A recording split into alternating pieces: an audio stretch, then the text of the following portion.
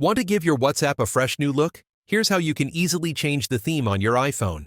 Step 1. Open WhatsApp. Launch the WhatsApp app on your iPhone. Step 2. Go to Settings. Look at the bottom right corner and tap on the Settings icon. Step 3. Access the Chats section. In the Settings menu, find and tap on Chats. Step 4. Select Default Chat Theme. At the top of the screen, tap on Default Chat Theme to see your customization options. Step 5. Choose or customize your theme.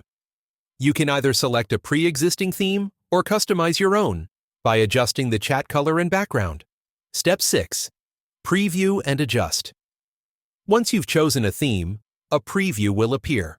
You can adjust the theme color, set the background brightness, or swipe to change the background image until you're happy with the look. Step 7.